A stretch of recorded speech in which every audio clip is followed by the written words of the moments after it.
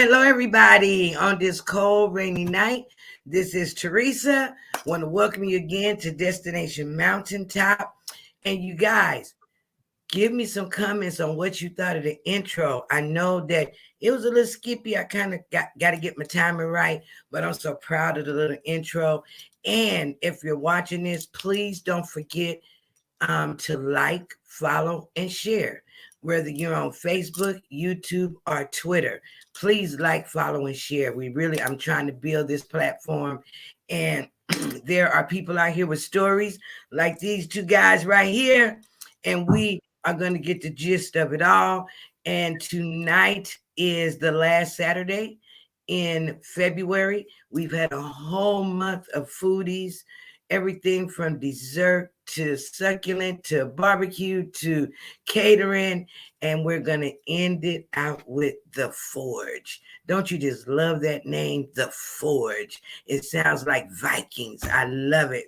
And I'm going to let my two guests introduce themselves and tell us about themselves like we normally do here on the virtual couch. They're going to tell us about their mama, their daddy, their sister, their brother, where the skeletons are hid, how they got started, how they met. We want to know everything because, people say you can't mix friendship with business.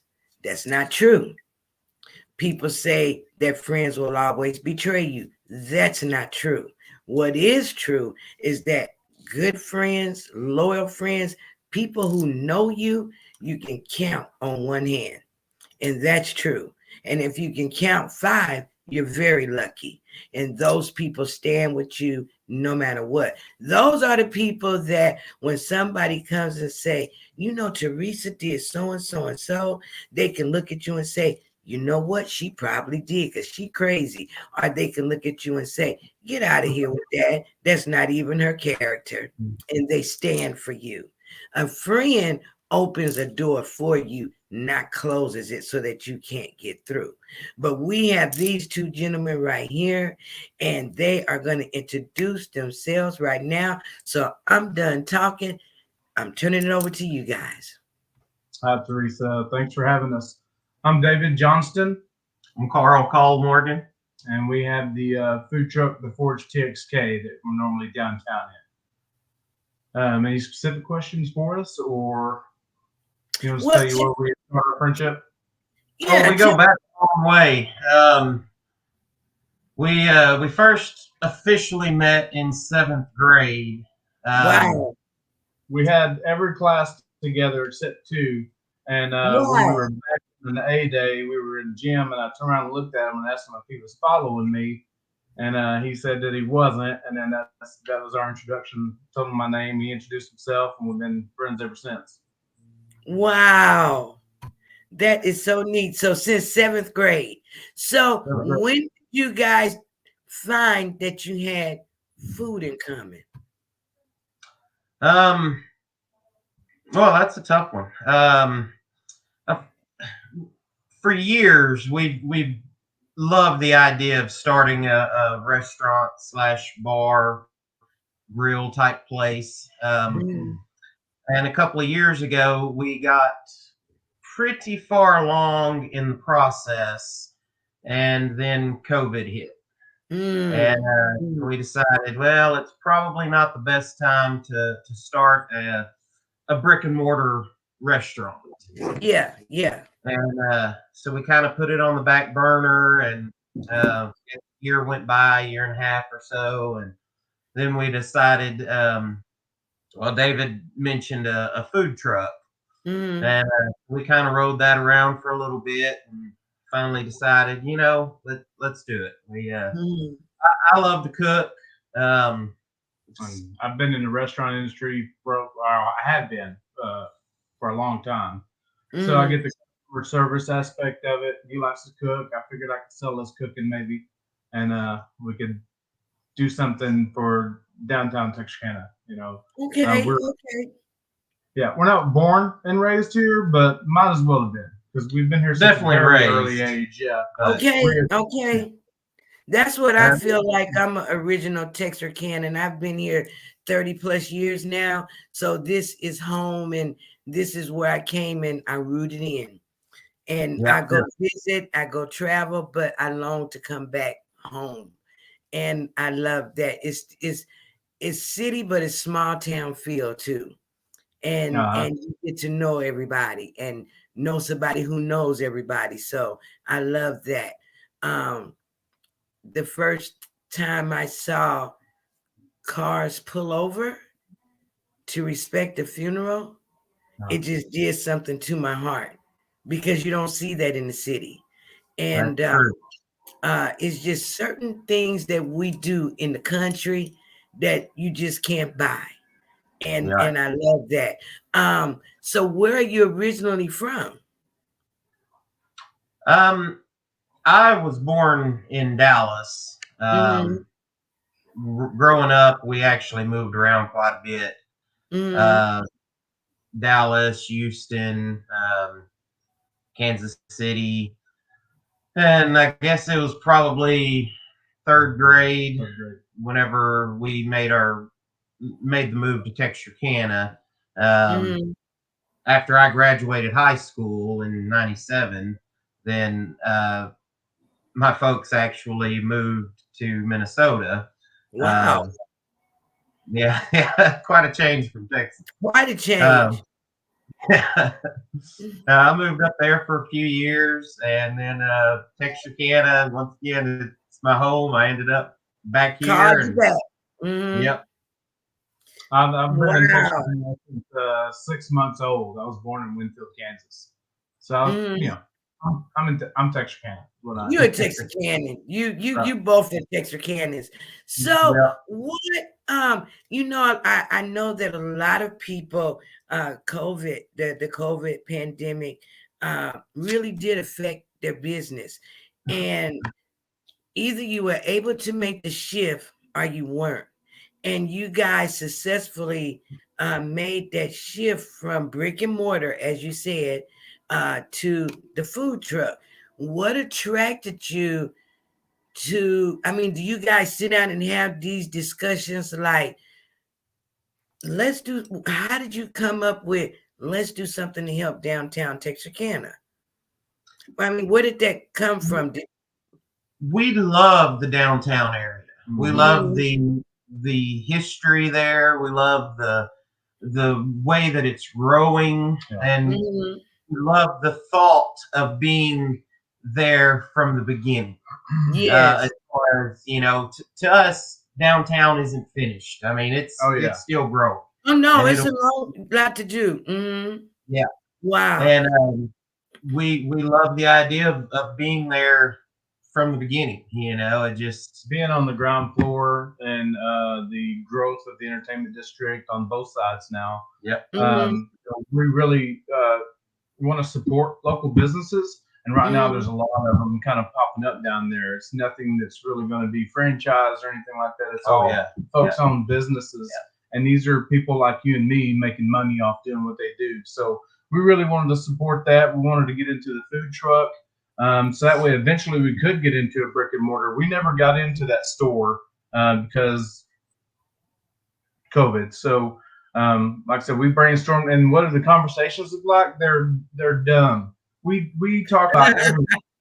So we throw lefts and rights and everything until we finally think, oh, hey, that sounds really good. Yeah. That's kind of like the name and some of our food and everything like that. So it's a lot of ridiculous conversation until we finally get to a point. And some of it gets a little heated. We'll argue. Yeah. Getting an argument right there between us. We'll sit there and be like, all right, 20 seconds. It's going to happen when you're passionate about what you're doing. That's true. That's true. And it's good that you can respect each other to the point when you love people And when you're really trying to do something, you may not agree all the time, but it's not going to make you take that personal. We're just passionate about what we do. Right. And and I think, and a lot of people don't think that way, but you can disagree, but then come back together. And sometimes my daughter is my bouncing hat. And sometimes she will have me with tears in my eyes because she thinks she's my mama. And she'll have me, well, you and you and you. And I'm just like, what? Then she'd be like, well, I'm not really trying to hurt your feelings. And Mom, I just think that. And after I think about it, I'll call her back and say, now, what was that you said? Because I do see where this, and this, So I understand that process, and it's good to have somebody that you can do that with. Now, in the downtown area, is there like a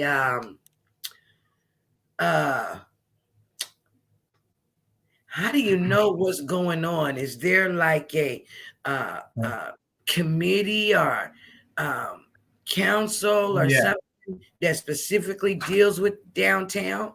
Because I don't know. And I'm asking these questions because if I don't know, I know there's a lot of people who don't know.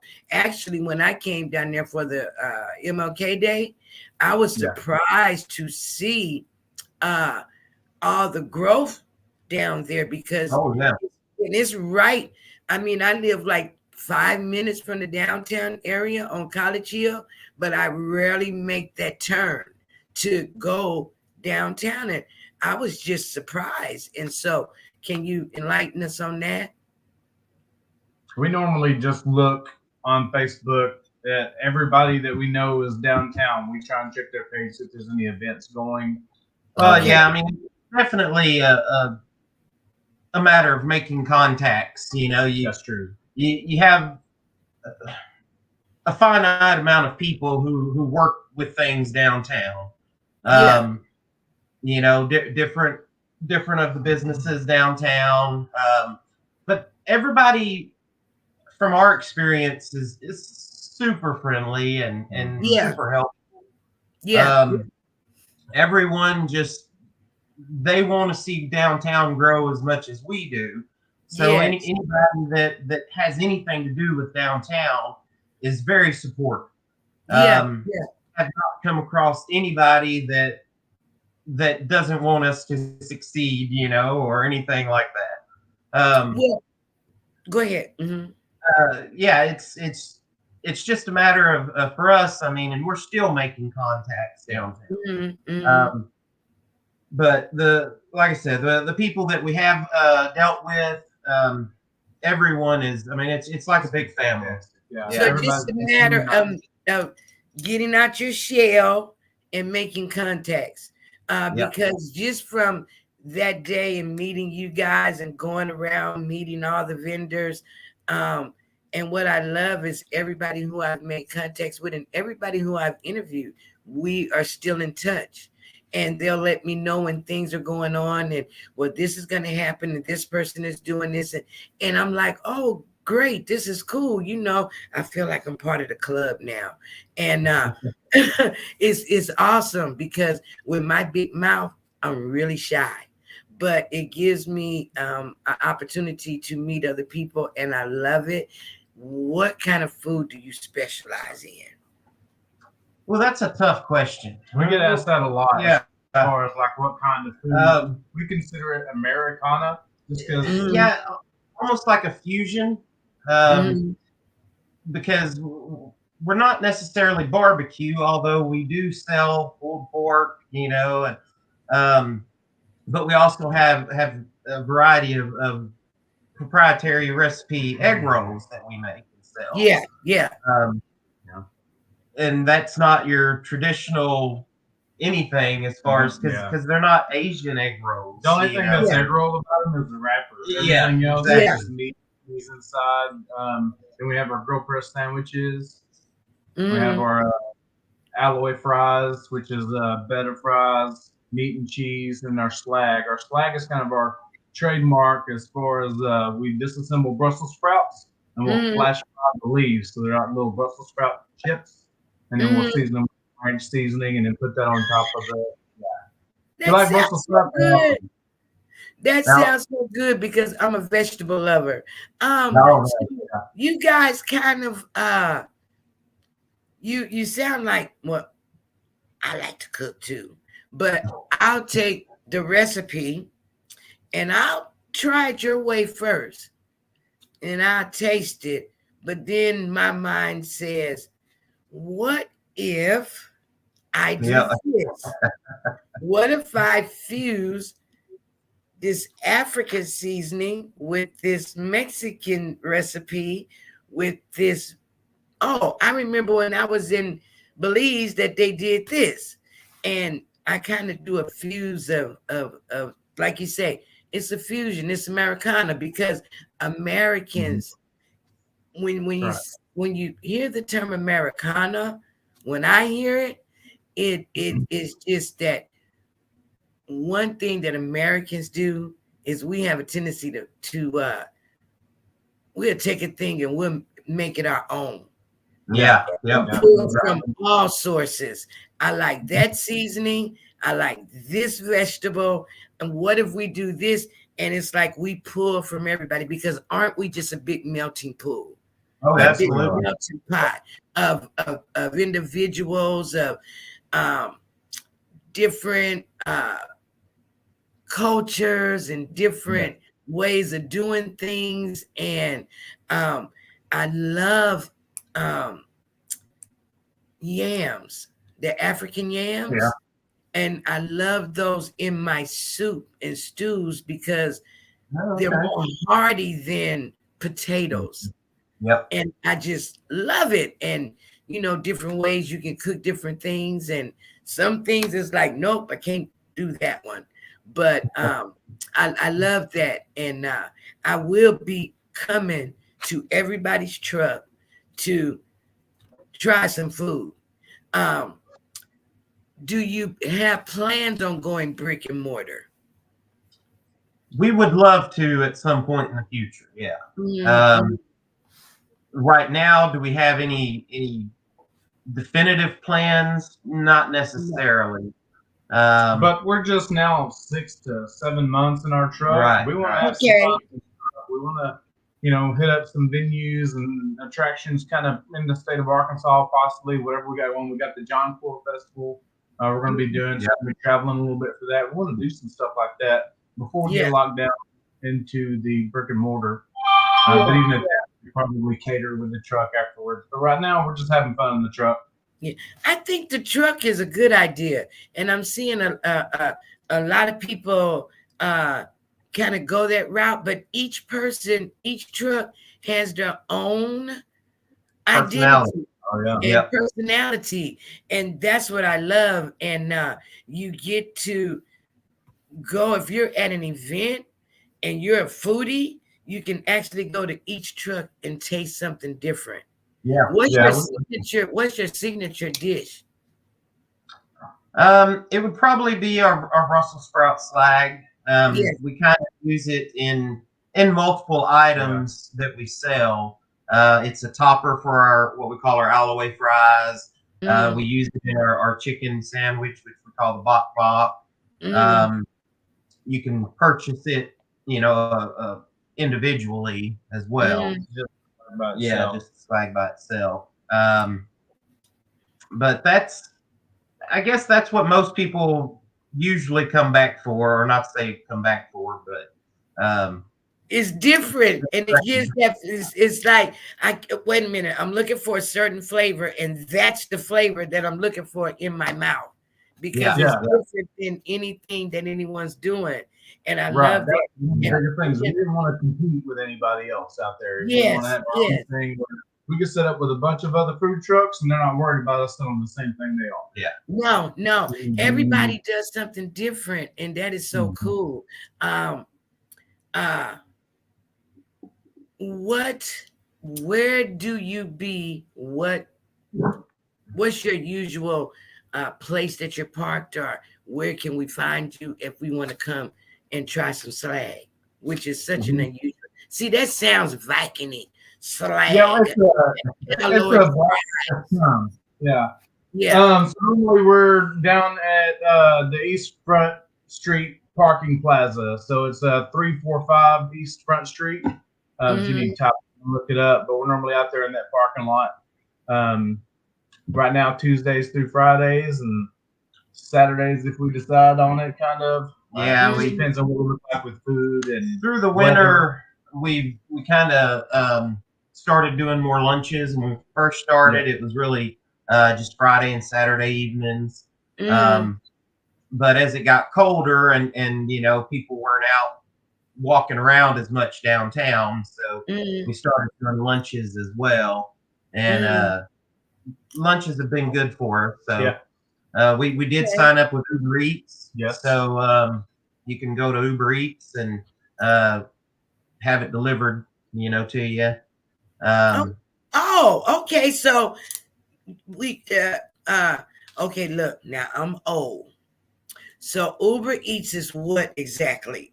Just it's a food delivery service. Yeah, it's a third-party company that they started with the kind of like the taxi service where you could, taxi Uber people driver. around. Yeah. But now they also do what they call Uber Eats, and so they'll deliver food. You go onto the website, order what you want from whatever restaurants are listed on their system, and then so the truck is on there too. Yes, ma'am. Yes. And they'll come pick it up and deliver it. Oh, that's cool. So if there's anybody who's, don't want to come out, or if you're an older person and can't get out, or you just want to be lazy and just sit at home and watch TV and say, I want somebody to deliver to me, I can understand that. You can call Uber Eats and get food from the forge. Now, when you look in the notes, you guys, the notes of the show, you will see their contact information, web address, email, phone number. You'll see all of that in there so that you can contact them and get some of this delicious food. And I'm gonna try me and Maya love Brussels sprouts, so we're gonna come try we're gonna try the alloy fries because it just sounds they're phenomenal. It's fantastic. And then look, I keep saying Viking, but if you look at their card and their truck is more blacksmithy, it's just it's a guy thing, okay? But it's a guy thing that they can cook.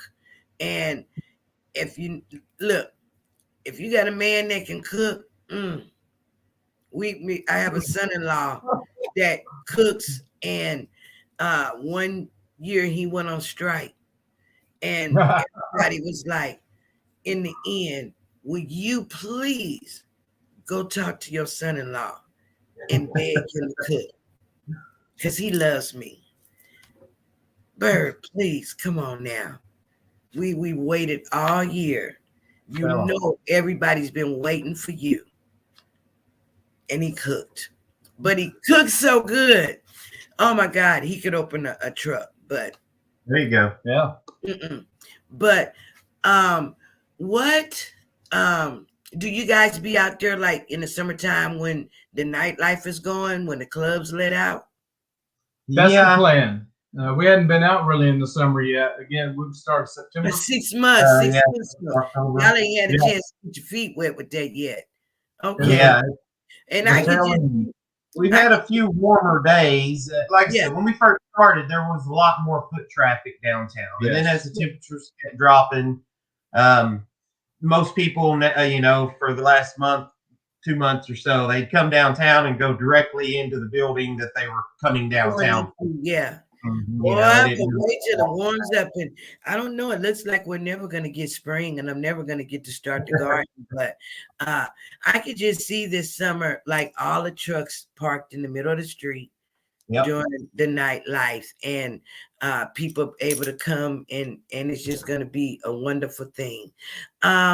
You guys, what the charity that your brother does up in Branson, tell us about that, because one thing about each person that we have interviewed each person gives back in some kind of way. And you guys were telling me about the charity that your brother does in Branson. It's Branson, Missouri, right? Yes, ma'am. Okay. Yeah, my brother and his wife, Jason and Susan Cole Morgan, they started a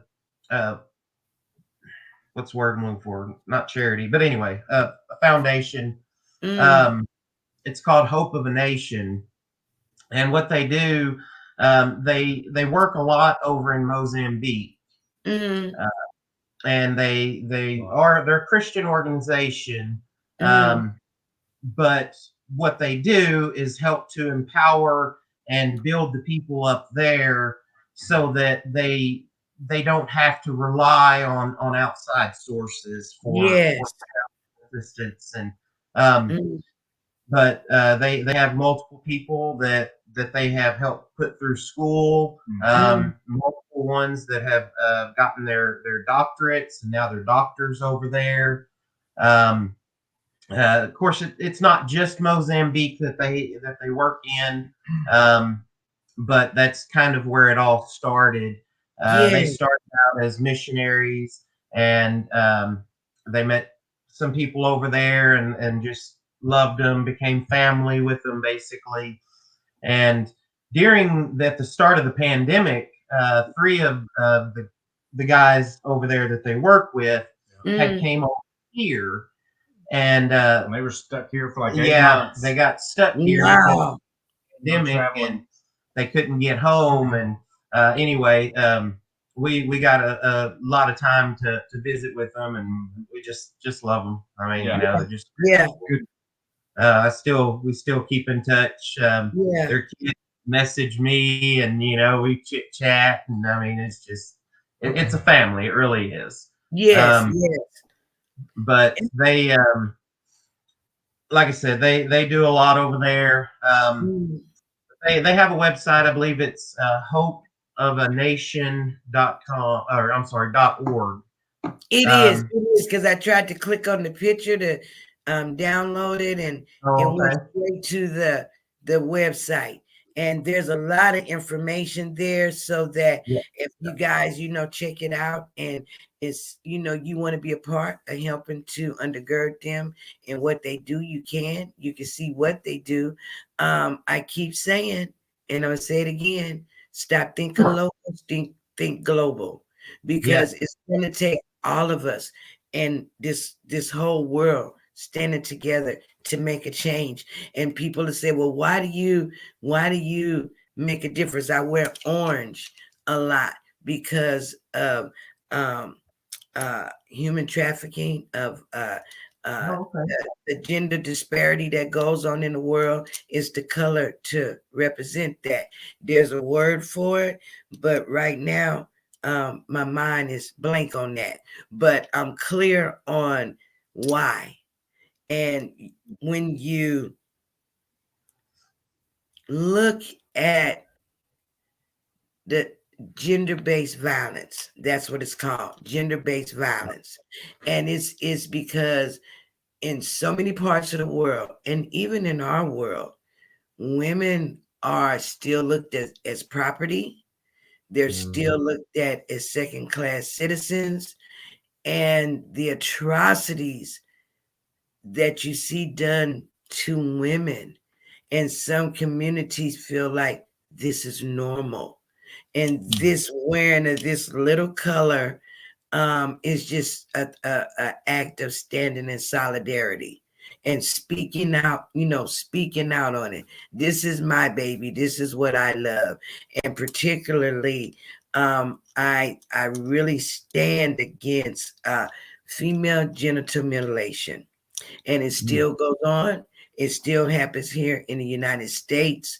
And if we don't speak out, if we don't support, women will still be disfigured and cut with a dull razor blade in the back of the room, because a man feels like if that woman has that particular part of her body, that will make her stray.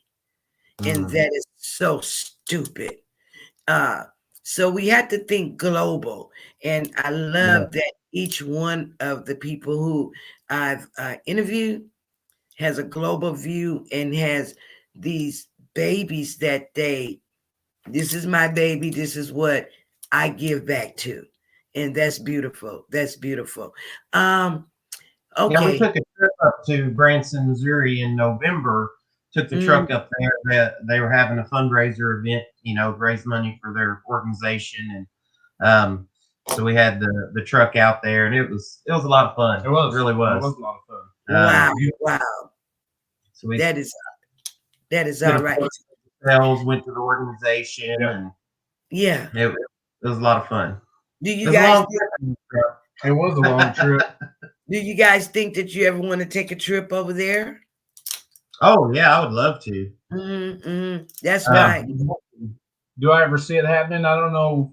I need some money. Yeah, look, I'm right there with you. Yeah. I looked on my table, my desk here. I have my passport application, and I need to fill it out and send it in because I said, you know what? Even though I don't have the money, what I'm gonna do is just make all the steps like I do have the money, and who knows what may happen. So Knock that one at a time. Yep. one at a time, just one step at a time. But if I don't even start taking the steps, somebody may come along and say, come on, I'm gonna take you. And I'm not prepared. So I'm gonna go ahead and do that. And I left it out on my desk because I could not remember to keep doing it. So now I can see it to do it. Okay, question time. This is one for each of you. Okay, and whichever one wants to go first can go first. Where would you like, question number one, where do you see yourself 10 years from now in this whole thing? I would like to see us in a brick and mortar building downtown, with a full menu, just busy, a little deck out there where people can hang out, and anyway, just enjoying life and getting by. Yeah. Okay. Now, are either one of you married? No, we're both single. Do either one of you want to get married? No kids, never got married. The idea of it, people crazy. I can't get past two conversations. Oh my God, people are crazy. Oh my God, people are crazy. Okay, so it's not just me then. Okay, it's just me. It's not just me. And I told somebody else a couple of weeks ago, it's not just the women. The men are having struggles too. Yeah. Oh yeah, people are crazy.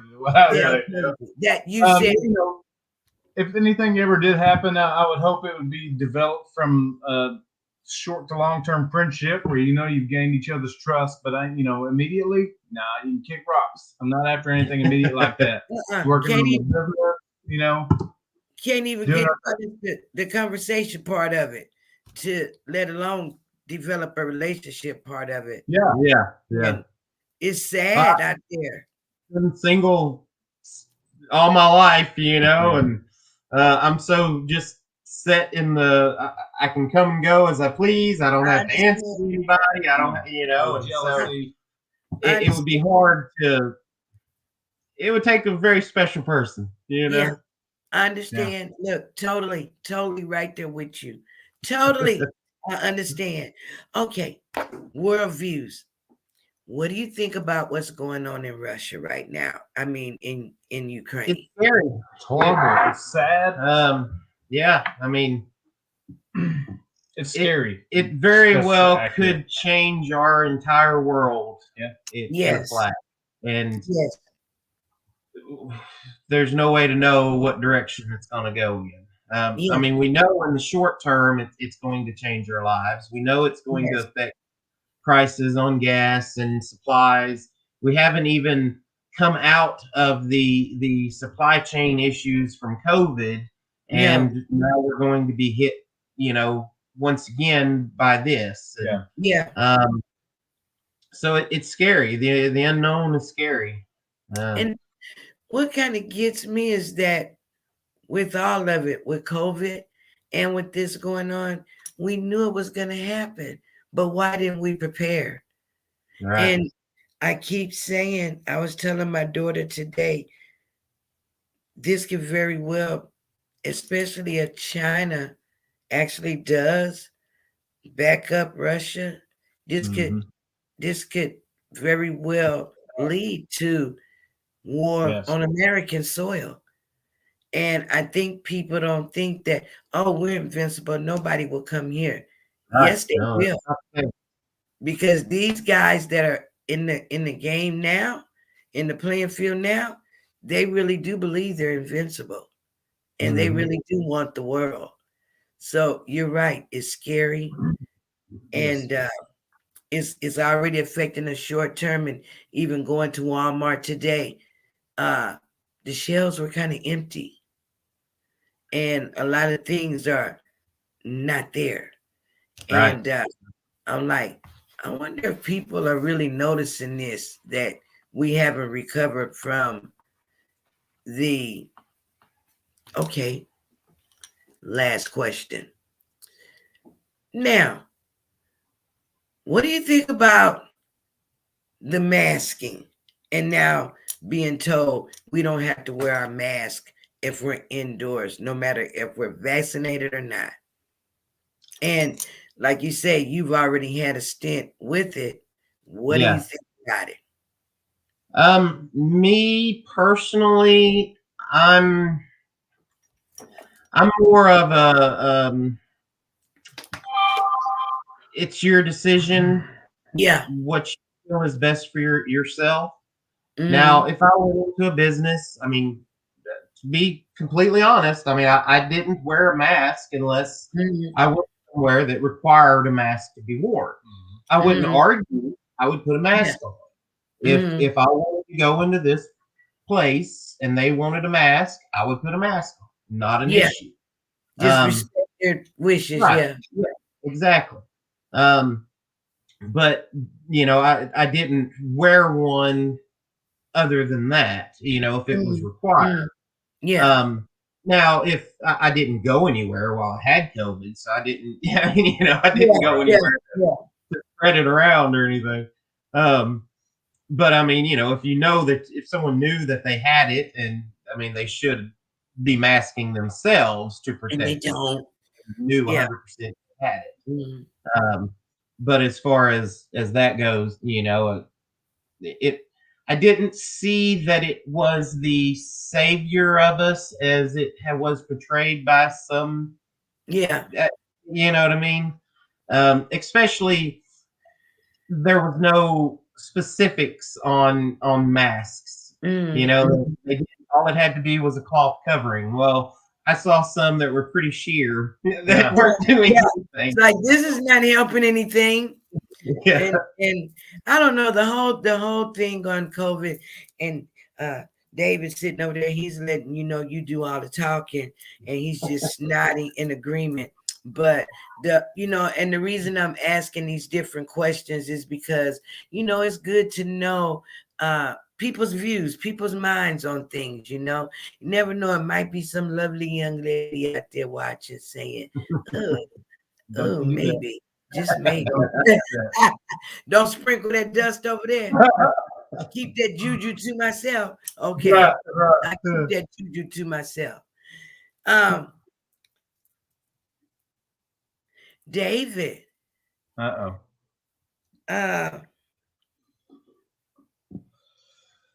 What is the number one thing on your bucket list that you want to do? Ooh, I've been talking about that recently. I want to go see the Aurora Borealis. Yeah, that's one thing. I'm going to go far north, and I'm going to see that. Now that's cool. Yeah, that's cool, and it's beautiful. I wonder if it looks the same in person as it does on the pictures. Oh, it never is. Oh, I imagine it's far. I've taken a lot of pictures, and I look at the picture, and I look at that, I'm like, it's not the same, So I want to see it in person. Okay. Yeah. Number one thing on your bucket list, Carl. Well, I guess honestly, it would have to be to own a brick and mortar restaurant. Yeah, he's on this brick and mortar restaurant. He wants that, and there's nothing wrong with that. There's nothing wrong with that. And David, I bet that you're the one that kind of keeps him reined in, because he'll just have you guys just earlier, I was doing some cooking, and he said, "You really need to write down your recipes. Just write it down." Oh, I know it. It's all right up here. No, you got to write it down, because look, here's the thing about recipes, and this is the thing. Okay, I'm a storyteller, and I love stories. And so when I was working with the seniors at Sand Flat, we started talking about what things did your family pass down in history? What things, every family has that one thing that's unusual about them. But over the years, people stopped talking about it. But the one thing that we all had in common was talking about the old recipes, the cakes and the certain dishes, but nobody wrote the recipes down. Mm-hmm. So if you're planning on having brick and mortar, you're going to have these recipes written down, because that means then you're going to move from chef to supervising, and you're going to want consistency in the product. And if it's good, like it is, that brick and mortar would change to a second location too. You need to know that the product and the food is consistent, because they're following this recipe exactly. This is what the Ford. You know what he told me? What? He said, "You're not writing this down as I do it." No. I got. He's too busy juggling everything else you do. Hell no. He can't do everything, Carl. Look, even if you just sit down and talk it into the make a voice note, this, and this, and then it can be transcribed. But you got to write it down. He's telling you right. Yes. Write the vision, make it plain. I think it's job security for me, though. Look, now, if no one else can make it, now he'll do it. Now he'll write it down, because you don't. No. You don't want to always be the chef. You want want to be front of the house. You're only going to cook when that special important person comes in, and you're going to cook for them specifically. Oh, yeah. Now, secret ingredients or that one special recipe, you can keep that to the side, but you got to write it down, because the way that you guys are talking, this thing may come manifest at any time. And then what's going to happen? You're going to have this crew, and you're going to be back there. You're going to have 20 people out there, and they're all going to have the tickets lined up. And David's going to be hollering, "Tables 3 been waiting for an hour," but the staff is back there waiting for you to tell them what to do, because it's not written down. Makes sense now? Oh, yeah. So there's no doubt that the stuff needs to be written down. But. Okay. Because you don't. Write the vision. Make it. Stop giving David a hard time. I give him just a hard time. I'm giving him a hard time right now. But you know what? I ain't wrote mine down either yet. Well, there you go. And they keep saying, when are you going to write it down? But I understand. But I'm telling you things I need to do. It's good. It's good for it's that, I mean, this forge, I mean, slag. Who would know that Brussels sprouts is slag? By hearing the name. Every time I talk to customers through the window or have them look at the menu, I make sure I line everything out and let them know, because they'll ask. Because one of the first things you see is our alloy fries, and it says it has slag on it. So I'll go ahead and let them know we disassemble Brussels sprouts, flash fry them, and top them with that. And usually they're... Oh, okay. Because at first they're thinking it's some grease. Yeah, right. Your grease byproduct. But who would think? But see, that's guys. Guys, this is a guy business. This is a guy truck. But they cook, y'all. So we're going to close this out. Tell the audience anything that you want them to know. Take your time about your business, how they can contact you, whatever you want them to know. This is your time.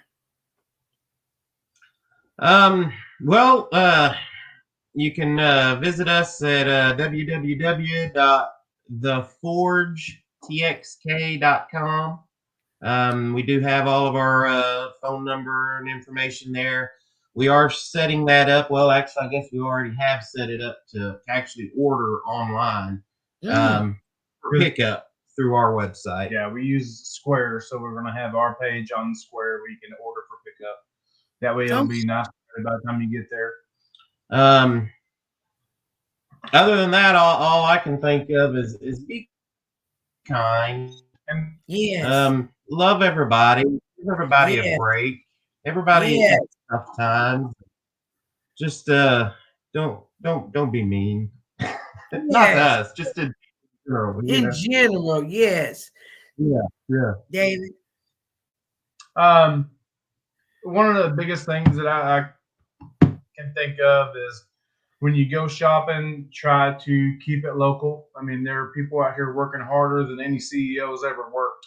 They do every job on the books, everything, and they do it because they enjoy it, but they also do it for profit. They have bills to pay. Mm-hmm. So when you go shopping, try and think local. Buy some clothes from shop downtown, or eat local downtown, or whatever you got to do, because you're supporting your own people that really want to make a living for themselves in this city. Yes. And that's what we support, our local environment. That's what we are big on. We want to support Texarkana and let it grow so everybody can thrive and have something to do.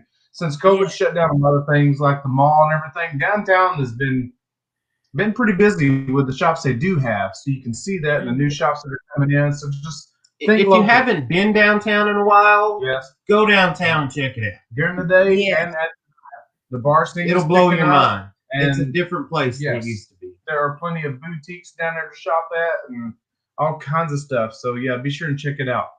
Yes. Yeah. So you guys here, go check out downtown, and I'm gonna go check it out more. I'm gonna go and park with my daughter, and we're just gonna walk, because the way it is everything is walkable, and we're just gonna spend the afternoon just walking, checking out the different shops and stuff. And you never know, you might see something that you want. And it's also art galleries down there. What is it? 1864 gallery. I think. If I butchered it, I'm sorry. But there are different art galleries down there, and there are a lot of different activities and things that you can do down there with your friends, and even with your kids. There are things that you can do. So check it out. Let's support Texarkana. Let's grow downtown. Let's we can build it if we work together, and I believe that. And I want to thank you guys for trusting me with your story, and thank you for coming on. And I think I've made 2 more friends. And David, anytime he gives you a hard time, call me. I deal with him. So you don't know what you got to do. Yes. You guys, as always, please like, share, subscribe if you're on YouTube. I will be coming in March. I won't be as much. I do have some things going on medically, so I'm gonna have to move my schedule around there. I'll tell you about it one day. But I'm gonna be a little, might not be on as much in March, but I'm gonna try to be on as much as I can. I'm gonna do a lot of things, just getting some things said and done, and getting some more guests on here. And then if you don't see me for a while, it's because I'm dealing with some medical issues. And as soon as I get that cleared up, my big mouth will be back. And you know it. What, I've been doing this now 4 years, and this last year has been fantastic. And I thank you guys for rocking with me. As always, faith, belief, forward motion. Remember who you are. Remember whose you are. And if you did not learn anything else this month of February with my guests, you have learned that if you dream it, if you believe it, you can actually make it happen. Because one of these guests, they're not rich. They don't come from a rich family. They just put together what they had, and they just took the first step. And once you take that first step, you take the second step. The plan is not always laid out perfectly. Just take the chance. Step out on your dream, and you can do your food, your what, be up here talking, big mouth like me, painting, whatever it is, you have something inside of you. Don't be afraid to step out and try it. Don't be afraid, even if it's just you by yourself, because I guarantee you, if you just step out, God will send you your helpers. So this month, we have learned from our guests, man, we can make it happen. And we're looking for your brick and mortar. Everybody, as always, bye-bye for now. Love you.